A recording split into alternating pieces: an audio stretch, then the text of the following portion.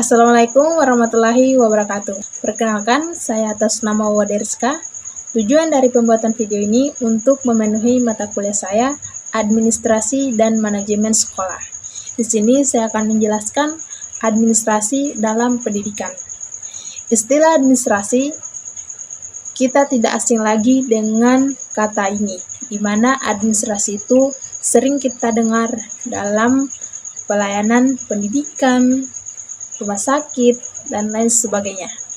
Dan administrasi itu sendiri secara sederhananya terbagi menjadi dua kata, di mana kata ad dan ministro. Ad itu kepada dan ministro itu melayani. Sehingga secara sederhananya kita mengartikannya bahwa administrasi itu adalah bentuk pelayanan dan pengabdian terhadap suatu subjek tertentu. Setelah kita mengetahui administrasi, perlu juga kita mengetahui kurikulum. Istilah kurikulum ini tidak asing lagi di telinga kita sebagai pelajar, pendidik, dan lain sebagainya. Menurut Undang-Undang Sisdiknas Nomor 20 Tahun 2003 mengatakan bahwa kurikulum itu adalah seperangkat rencana yang berisi tujuan, isi, dan cara yang digunakan dalam penyelenggaraan kegiatan pembelajaran, sehingga kegiatan pembelajaran ini dapat tercapai dalam waktu tertentu.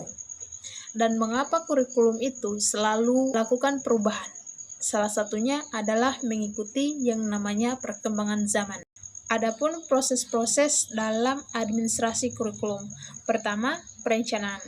Menurut Saidi Harjo mengatakan bahwa perencanaan dalam kurikulum adalah sebuah langkah di mana para perencana mengambil keputusan dalam pengembangan tujuan pembelajaran. Bagaimana pembelajaran itu bisa direalisasikan melalui proses belajar mengajar, dan apakah tujuan tersebut sudah efektif atau sudah tepat untuk digunakan. Kedua, pelaksanaan. Pelaksanaan kurikulum adalah penerapan program kurikulum yang telah dikembangkan kemudian diuji cobakan sehingga kurikulum itu dapat disesuaikan dengan situasi di lapangan. Dalam pelaksanaan kurikulum terbagi menjadi dua bagian, yaitu kurikulum tingkat sekolah dan kurikulum tingkat kelas. Ketiga, pengawasan. Tentunya dalam penerapan kurikulum perlu yang namanya pengawasan. Jadi pengawasan ini mengetahui apakah betul mereka ini melaksanakan rencana yang telah dibuat sebelumnya. Terakhir, keempat, evaluasi. Tentunya dalam penerapan kurikulum perlu yang namanya evaluasi. Ini penting sekali ya teman-teman, karena evaluasi ini bertujuan untuk mengetahui seberapa jauh kurikulum itu dapat mengubah sistem pendidikan. Sehingga jika ditemukan sesuatu yang tidak sesuai dengan rencana tadi, maka direalisasikan, diperbaiki. Adapun fungsi dari administrasi kurikulum. Fungsi administrasi kurikulum untuk peserta didik. Fungsi administrasi kurikulum untuk kepala sekolah atau pembina sekolah. Fungsi administrasi kurikulum untuk orang tua. Pertama, fungsi administrasi dalam peserta didik terdapat menjadi 5 fungsi. Pertama, fungsi penyesuaian. Kedua, fungsi integrasi. Ketiga, fungsi diferensiasi. Keempat, fungsi penyesuaian. Dan kelima, fungsi pemilihan. Fungsi kurikulum bagi kepala sekolah atau pembina sekolah itu terdapat 3 fungsi. Pertama, sebagai pendoman fungsi supervisi. Kedua, sebagai administrator. Ketiga, sebagai evaluasi belajar. Adapun fungsi administrasi kurikulum bagi orang tua.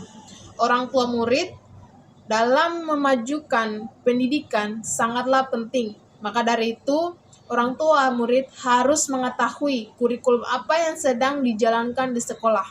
Dengan begitu, mereka berpartisipasi dalam menunjang keberhasilan dalam belajar. Perlu juga kita mengetahui peranan-peranan apa saja yang terdapat dalam administrasi pendidikan.